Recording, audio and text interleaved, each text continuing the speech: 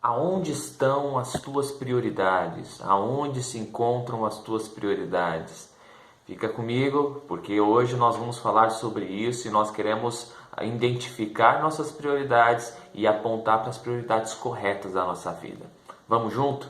Hoje nós queremos tratar sobre a carta de Tiago, como a gente já iniciou semana passada, já damos uma observada a alguns princípios que Tiago nos ensina, e nós queremos hoje dar continuidade a essa carta. Tiago capítulo 4, verso 13 a 17, eu quero ler com vocês, eu queria que você acompanhasse comigo. Ouçam agora, vocês que dizem, hoje ou amanhã iremos para esta ou aquela cidade, passaremos um ano ali, faremos negócios, ganharemos dinheiro. Vocês nem sabem o que lhes acontecerá amanhã. O que é a sua vida? Vocês são como a neblina que aparece por um pouco de tempo e depois se dissipa.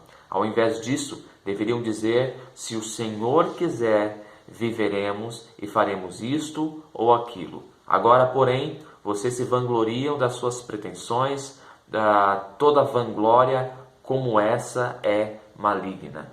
Pensem nisso, pois quem sabe que deve fazer o bem e não faz, comete pecado. Umas curiosidades sobre a carta de Tiago. A carta de Tiago ela é uma carta prática, que trata assuntos práticos. Qualquer pretensão do ser humano em ser dono da sua própria alma, do seu futuro, está demonstrando, como diz o próprio Tiago, uma arrogância para crer em Deus, uma arrogância que o atrapalha por crer que sua vida não pertence a Deus. Agora, eu queria ir apontando algumas questões dentro desses versículos antes que a gente avance para um estudo ainda mais aprofundado, observando outros trechos da Bíblia que também nos direcionam a esse pensamento sobre prioridade. Então, eu queria que você se direcionasse comigo lá para o verso 13, que nós lemos há pouco. Diz assim, ora, ouçam agora, vocês que dizem, hoje ou amanhã iremos para esta ou aquela cidade, passaremos um ano ali, faremos negócios, ganharemos dinheiro. Perceba, não há nenhum problema em planejar a vida, não há nenhum problema em organizar a sua vida, organizar os pontos, metas que você queira atingir na sua história. E a Bíblia não nos proíbe de fazer isso. O problema é o homem definir a garantia do seu próprio futuro. Nós não conseguimos ter a garantia do nosso próprio futuro, onde Deus não tem espaço. Paulo disse, por exemplo, que em Deus nós nos movemos, em Deus nós existimos. Qualquer pensamento fora disso não entra dentro de um princípio cristão, de um valor divino. E aí eu preciso aqui pontuar uma coisa para você que está me assistindo agora. Veja bem, se você não crer em Cristo, se você não crê em Deus, se para você isso não faz sentido nenhum, então essa mensagem não é para você. Você não vai conseguir entender aonde eu quero chegar nessa mensagem, ok? Essa mensagem ela está posicionada propositalmente para pessoas que creem em um Deus e querem organizar a sua vida, querem reorganizar suas prioridades. É para você essa mensagem. Então, se você que não crê em Deus, mas que tem deixado o seu coração aberto para ouvir as coisas que são do Senhor, e mesmo que seja um início de caminhada, fique comigo. Vai dar certo, nós vamos chegar lá e nós vamos fazer com que... Nós queremos que você entenda essa mensagem até o final, mas mantenha o seu coração sensível e aberto a essa mensagem. Caso você já tenha uma história com Deus há um longo tempo, a sua atenção deve ser a mesma, porém a sua aplicação ela vai direto a pontos que você já conhece, já entende. Ok? Assim como nós lemos o versículo 13, eu queria que você pulasse lá para o versículo 14. Vós não sabeis o dia de amanhã. O fato de nós podermos planejar, mas termos cuidado e prudência sobre o que nós planejamos, por causa do dia de amanhã, da qual nós não sabemos quais os problemas que nos esperam amanhã. Esse é o cuidado que Paulo quer trazer para o povo dos leitores da carta de Tiago, dizendo para eles: vocês planejam algo que o ano que vem vão enriquecer, vocês nem sabem o dia de amanhã, que está logo ali. Quanto fará daqui a um ano? Planeje tudo, mas a questão maior aqui, ela se encontra no verso 15. Porque o verso 15, Tiago começa a apontar para onde deve estar de fato o direcionamento de olhar do povo, o povo da qual os leitores de Tiago. Se o Senhor quiser, e aí a gente precisa ter um certo cuidado com isso. Isso não se trata de um ditado popular adotado para fazer parecer divinos nossas palavras, nada divinas, os nossos planos que não são divinos, mas Tiago aqui está apontando para Deus e mostrando uma entrega dos seus dias a Deus. Em outras palavras, é a linguagem que o povo deveria ter adotado. É isso que o povo deveria ter dito quando dissesse: eu quero ir para tal cidade, nós iremos para tal cidade, em um ano nós vamos trabalhar, nós vamos tentar ganhar o sustento da nossa vida, mas se Deus permitir que a gente faça isso. Nós não estamos usando uma linguagem fatalista de que eu vou viver a vida do jeito que tiver, uma vida vazia, medíocre, e esperar que no fundo tudo isso dê certo, e se Deus abençoar, tá tudo bem porque Deus abençoou. Não, a gente não está tratando de um fatalismo de vida, nós estamos falando sobre colocar Deus na prioridade dos nossos planos, para que os nossos planos não sejam apenas o meu desejo e o meu sonho, mas aquilo que Deus carimba e aprova, e dentro disso eu estou sujeito a ouvir um não de Deus, ou até mesmo ter que romper com os meus planos, porque me parece que agora Deus não está conduzindo esse plano, não é a vontade de Deus para esse plano. O verso 16, Tiago vai apontar o seguinte: vocês se vangloriam das suas pretensões, das suas próprias pretensões, eles se gloriam dos seus planos, eles se gloriam da sua vontade, se gloriam da sua capacidade, se gloriam pelo fato de não observarem as suas limitações, eles tinham orgulho da força do próprio braço. E como poderiam atingir tais objetivos sem uma dependência divina? Perceba comigo que esse é um linguajar muito utilizado nos dias de hoje, né? Essa linguagem meio de autoajuda, em que você precisa observar o seu interior e trazer a força para si próprio. A gente tem que achar o contraponto que a Bíblia nos traz dentro disso. Primeiro, a Bíblia, antes de mencionar um potencial do ser humano, antes disso, a Bíblia demonstra a sua limitação e a sua dependência de Deus. E aonde nós encontramos o nosso potencial não está em nós mesmos, mas está em Deus. Ok? A gente precisa primeiro se esvaziar, reconhecer nossas falhas, reconhecer que nós somos fracos, que nós somos limitados, para então entender quem é esse Deus e esse contraponto que a gente faz com Deus. Esse é o diálogo que a gente não encontra nos dias de hoje. Esse é o tipo de diálogo que está distorcido para os dias de hoje. E como é que a gente faz para colocar Deus em escanteio nessa história? É o seguinte: você busca a força dentro de você mesmo.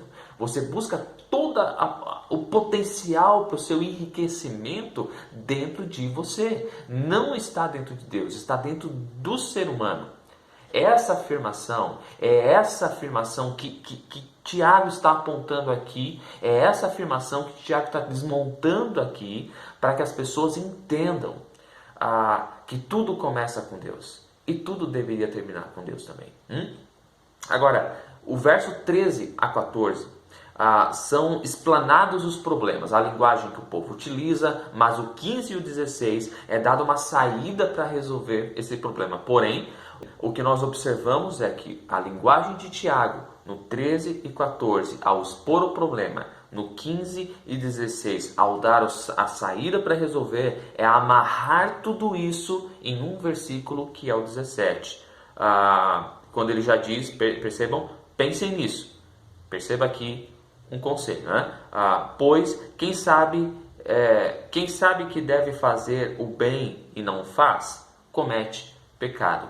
Ele expôs o que deve ser feito. Seguir isso vai ser o desafio. Você sabe qual é a verdade. Se manter na verdade é que é o negócio. Você sabe quais são suas obrigações como cristão. Se manter nisso é que é o negócio. Não se trata em apenas um pecado, se trata de pecar sabendo que está o fazendo. Se trata de optar, de abrir mão do que é correto. E Tiago está aqui deixando bem claro dessa opção que muitos fazem, tendo consciência que esse é o erro. Agora, eu quero apontar algumas coisas aqui, antes de nós eu quero me aprofundar nesse texto com vocês. Agora percebam uma coisa extremamente importante nesse texto. Primeiro, não existe na abordagem de Tiago de retirar do ser humano a possibilidade de planejar a vida, ok? O Tiago não está dizendo vamos viver o fatalismo, vamos viver aquela linguagem de vamos vivendo e se Deus quiser a gente chega a tal lugar, a gente consegue fazer tal coisa. Não. Tiago não está torcendo que no final tudo acabe bem e que seja o que Deus quiser. Não é essa linguagem, como eu já mencionei, que Tiago está usando aqui. Mas Tiago está direcionando a visão dos leitores dessa carta a renunciar um pensamento em que Deus é excluído do processo de vida. Talvez você não entendeu. Eu vou repetir isso daqui. Tiago está direcionando a visão dos leitores dessa carta a renunciar ao pensamento em que Deus é excluído do processo de vida. Esse é o primeiro ponto. O segundo ponto, a visão que Tiago nos faz pensar é em não gastar tempo com algo que não deveríamos fazer. Exemplo, vou levantar cedo, trabalhar no fim de semana, vou trabalhar durante a semana, vou trabalhar de manhã, vou trabalhar à tarde, vou trabalhar à noite. Mas por quê? Para garantir o sustento da minha família e dar bons presentes para minha esposa, para fazer os meus filhos felizes com roupas novas, dar um videogame de última geração, um celular, e eles poderem ter aquilo que eu nunca tive na minha infância. Veja bem, trabalhar é algo digno, é um sustento, é isso que traz dignidade para a sua família, você manter a sua casa com as contas pagas, isso é divino, isso faz parte. Planejar uma profissão, estudar para atingir e até, quem sabe, estudar, se formar para poder ter um recurso maior no futuro e poder então oferecer algo melhor para a sua família, é bom.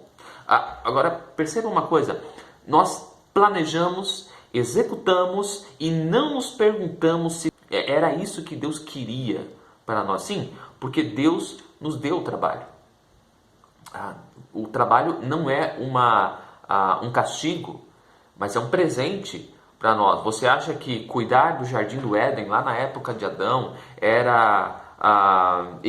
cuidar do jardim do Éden e nominar os bichos era um hobby ou um passatempo porque não tinha mais o que fazer naquele lugar? Não. O problema é que quando o pecado entra no mundo, a visão de trabalho começa a se torcer. Mas Deus deu o trabalho para Adão diante do momento da criação. O que nós percebemos é que a partir do pecado, esse negócio se intensifica e a partir de agora o trabalho vai trazer o sustento, o suor, e não vai ser fácil porque envolve o suor, o cansaço, isso é intensificar aquilo que nós chamamos de trabalho, mas o trabalho já existia e era presente de Deus para a vida do Adão e da Eva. Então, observe o que de fato a sua família precisa e não o que você projetou dentro das suas opiniões. Deixa eu ser mais claro, porque muitas vezes nós estamos tentando fazer com elas o que na verdade nós não tivemos na nossa vida. Nós estamos tentando suprir algo a elas que elas nunca nos pediram. Porque na verdade nós temos uma crise interior. E essa crise interior me move a fazer algo por alguém, porque eu acredito que aquela pessoa precisa daquilo, mas na verdade quem precisava daquilo era eu. Eu não entendi de fato o que eu precisava. E quando eu não entendo que de fato eu preciso, os problemas e as crises que eu vivi, quando eu não consigo identificar isso, o processo que eu acabo adotando é tentar dar algo para minha família da qual eu não tive, mas nunca foi isso que de fato elas precisavam e não é essa a minha função como chefe da minha casa. Perceba que, reflita comigo. Relacionamentos feridos em famílias disfuncionais geram prioridades erradas que, consequentemente, se tornarão famílias ainda disfuncionais. Toda vez que você tentar suprir uma necessidade do teu filho através de bens materiais, através de coisas que eles de fato não precisam, você na verdade está tentando suprir algo que você não teve. Deixa eu ser mais exato. Você já se perguntou se de fato o teu filho precisa de um celular novo ou ele precisa de atenção? Ou ele precisa de um abraço? Ele precisa que você pegue e gaste um pouco de tempo com ele, que você fique menos tempo no teu segundo trabalho, terceiro trabalho, que você fique menos tempo nas tuas redes sociais, mas desligue, se desconecte disso e se conecte aos seus filhos. Porque se você está tentando dar a eles algo que não vale a pena, você está com a prioridade disfuncional. E os seus filhos vão gerar também relacionamentos disfuncionais quando eles tiverem seus próprios filhos. Agora, reflita comigo. Planejar é bom, é divertido para quem gosta. Para alguns como eu é quase um hobby. Sentar, botar no papel, organizar valores, planejar a vida. Nem sempre tudo dá certo, na verdade 10% do que a gente planeja talvez chega a findar em conseguirmos executar e sair bem sucedido o plano. Mas não significa que planejar é um problema, na verdade não, planejar é bom, organizar a vida é bom, que seja das coisas mais simples, as coisas mais complexas, mas quando passa pelos olhos de Deus se torna algo muito maior que apenas planos vazios. Muito maior. É esse o valor que Tiago está tentando trazer aqui para o povo. Ele está tentando direcionar a visão do povo a não deixar de planejar, a não deixar de organizar, a não deixar de entender quais são as prioridades de vida, mas existe uma prioridade. Deus está dentro desses planos. Deus está dentro desses planos. Agora, eu preciso abrir um parênteses aqui em relação a esses planos.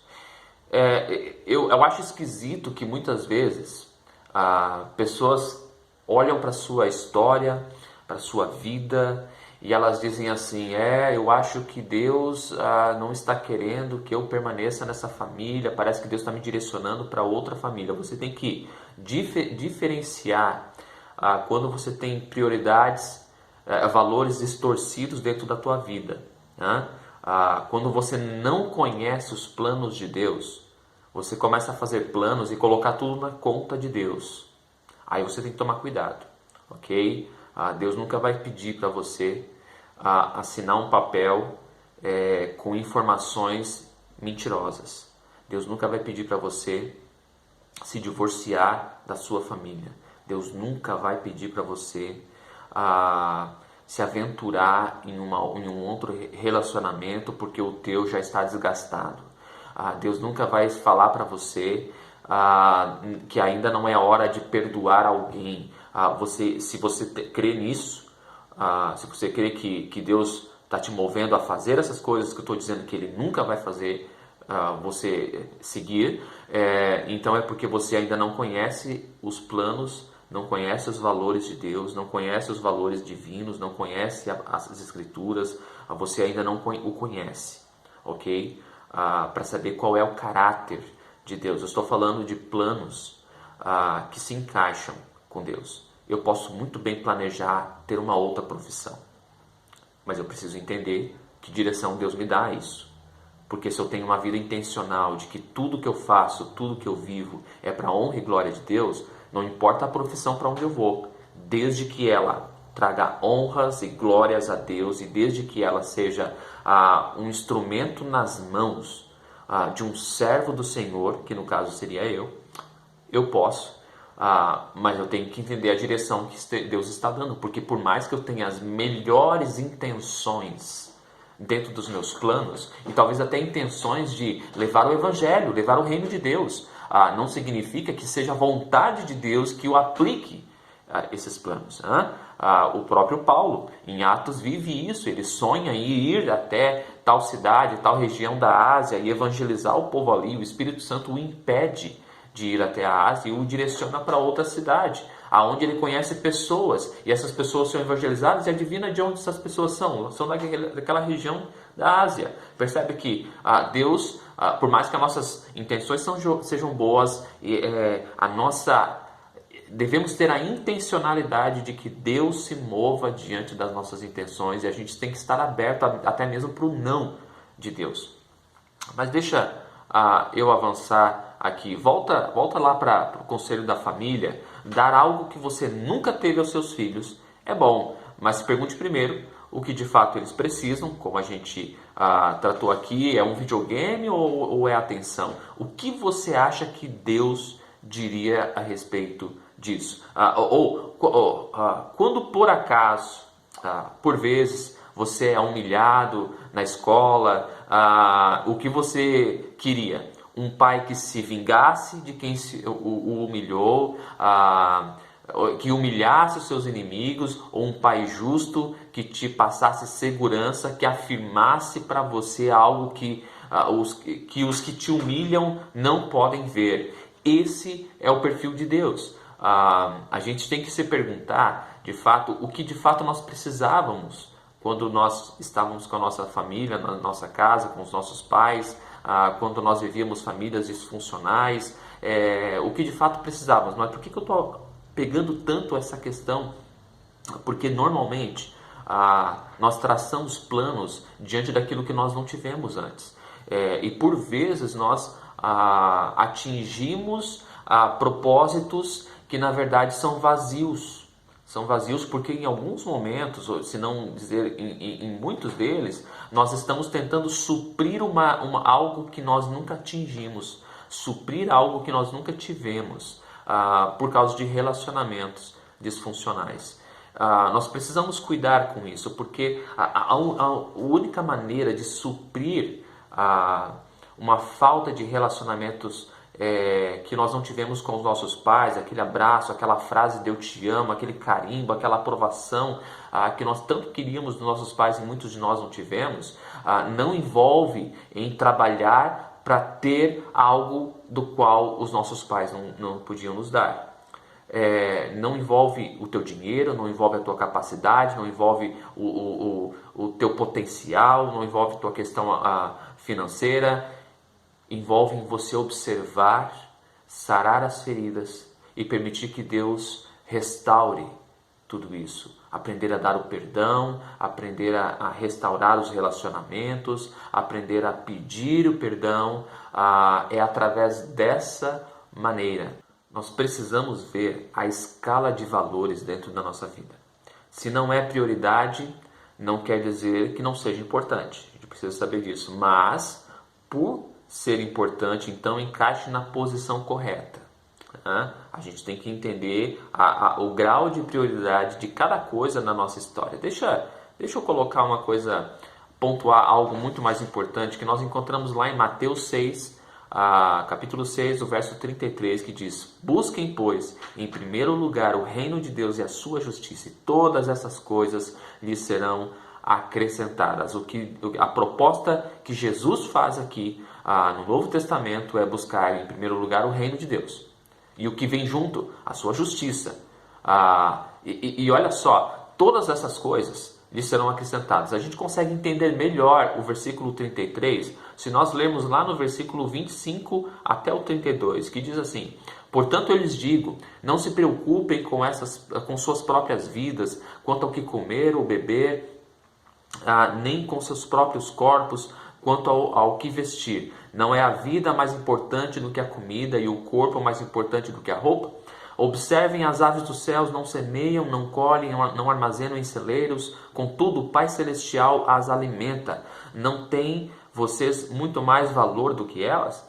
Quem de vocês, por mais que se preocupe, pode acrescentar uma hora que seja a sua vida? Porque vocês se preocupam com roupas? Vejam como crescem os lírios do campo. Eles não trabalham, não tecem, contudo eu lhes digo que nem Salomão em todo o seu esplendor vestiu-se como um deles. Se Deus veste assim as ervas do campo, que hoje existe e amanhã se lançam no fogo, não vestirá muito mais a vocês, homens de pequena fé? Portanto, não se preocupem dizendo: que vamos comer, o que vamos beber, o que vamos vestir, pois os pagãos é que correm atrás dessas coisas. Mas o Pai Celestial sabe o que vocês precisam.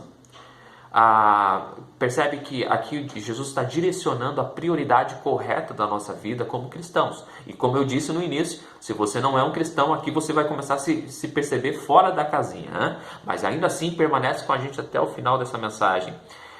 Jamais as coisas do mundo devem concorrer com o reino de Deus. Na hora de tomar decisões, o reino e os seus valores devem estar alinhados com a nossa vontade. E quando optamos por nossas vontades, é que vemos aonde estão nossas prioridades. Percebe? Observe agora a tua vida. Quais foram as escolhas que você fez até agora? Observe as consequências da tua vida até agora, e aí você vai entender que escolhas você tem feito e se de fato as prioridades estavam posicionadas no lugar certo. Os seus filhos têm um bom relacionamento com você? Os seus filhos têm prazer em sentar à mesa com você e ter uma boa refeição? A sua esposa, o seu marido tem algo do qual se queixar dentro do relacionamento? E mesmo que você diga assim: mas eu trabalhei para dar o melhor para eles, talvez aí há uma disfunção na prioridade que você tem estabelecido. Agora, eu queria fechar essa mensagem. Quando alguém diz que não tem tempo para algo, sabendo que é importante, isso para mim aponta, na verdade, as prioridades que ela não coloca na sua vida. Tiago nos traz uma reflexão que faz com que nós coloquemos novamente os pés no chão e olhemos para o que é eterno. Isso não fala apenas de foco, mas de valores de vida. Observe a vida, suas escolhas mostram aonde estão as suas prioridades. E isso não envolve apenas o seu trabalho, o seu dinheiro, a sua capacidade, mas qual a posição que ela ocupa em sua vida. Aonde o seu trabalho ocupa a sua vida. Aonde os seus planos ocupam a sua vida. Aonde você permite que Deus trate a sua história. E o verso 16 de Tiago 4 nos lembra para não nos vangloriar por coisas passageiras, não nos vangloriar pela nossa capacidade, abre mão dessa suposta resistência, suposta força que vem sabe lá de onde, abre mão dessa linguagem para tentar inflar o seu ego, reconheça o seu pecado, reconheça suas falhas e se coloca diante de um Deus que é eterno. Eu sei, esse conselho é muito mais apropriado para pessoas que conhecem esse Deus e vivem com Ele, mas é mesmo para você esse conselho, aprender a depender de Deus. Assim como no verso 17 do mesmo capítulo nos direciona à obediência, porque quem sabe que deve fazer o bem e não o faz, comete pecado. E agora, essa informação está no seu coração. Você já sabe que você pode planejar. Você já sabe que você pode organizar a sua vida. Mas você tem que saber colocar as suas prioridades no lugar certo, e você tem que saber aonde Deus se posiciona. Que Deus tem o direito e a soberania de carimbar o teu plano ou rasgar o seu plano. Agora, aprender a confiar em Deus em dias de pandemia do que nós estamos vivendo é de fato desafiador. Mas nunca foi tão importante confiar em Deus. A gente não está olhando aí para o passado da história. Estou falando de momentos que nós estamos vivendo. Eu, aos 34 anos, nunca vivi uma pandemia, e é a primeira vez que eu tenho essa experiência na minha vida, né? Perceba que Deus entregou o seu próprio Filho para te salvar. Não foi para você gastar o seu tempo com coisas vãs, não foi para você supostamente se sentir realizado na sua história, não foi para você gastar o seu tempo com coisas que não valem a pena. Foi para você investir o seu tempo no reino de Deus, porque essa é a maior herança que você vai poder deixar para os seus filhos. A salvação que hoje faz parte da sua vida, você não está transferindo a sua salvação para os seus filhos. Mas o fato de existir a salvação em você pode trazer ensinamentos para os seus filhos, que eles vão carregar para a sua vida toda. São valores e princípios que nunca irão desvincular da sua própria história. Mas esse conselho é para você, um cristão que tem trabalhado mais do que deveria, deixado a sua família sem o que de fato ela precisa, que é a atenção. Ou para você que tem olhado para o seu potencial exacerbado e entrou em uma redoma de valores tortos, ou ainda você que não tem mais colocado Deus em sua prioridade de sua vida e tem sentido efeitos disso na sua espiritualidade. Essa mensagem é para você. Eu queria que você se perguntasse sobre isso, mas eu queria que não apenas você entendesse essa mensagem, eu queria que você aplicasse ela. Tiago 4,17 ainda nos lembra: quem sabe o que deves fazer e não faz, está pecando. Você tem uma informação. Aplique essa informação sobre o teu coração. Se permita que Deus trabalhe o seu coração e cuide da tua história. Em nome de Jesus, eu quero orar aqui e eu quero que você, de fato, seja abençoado por essa mensagem. Querido Deus, em nome de Jesus, nós entendemos os teus planos e o teu cuidado sobre nós. Entendemos, Senhor, que por vezes nós temos flertado com prioridades que não condizem com a tua vontade. Nos faz, Senhor, voltar a esse primeiro amor, a essência, e entender, Deus, quais são as prioridades que devem estar no nosso coração e na nossa vida, para que nós não venhamos a sucumbir nesse período de pandemia. Tu conheces nossas realidades, nossos empregos, nossas frustrações. Nós queremos que Tu esteja sendo glorificado diante dos planos que traçamos, mas para isso nós precisamos entender a Tua vontade para nós, Senhor. Ensina-nos a nos aquietar, a parar de procurar tesouros, mas buscar o Teu reino, Senhor, sobre tudo, e permitir que Tu venhas a acrescentar aquilo que Tu sabes que nós precisamos. Não é o que nós planejamos, é aquilo que Tu desejas que nós tenhamos, para a Tua honra e a Tua glória. Amém. Que Deus te abençoe. No próxima semana nos encontramos aqui de novo com mais uma mensagem. Louvado seja o Senhor por isso. Um abraço.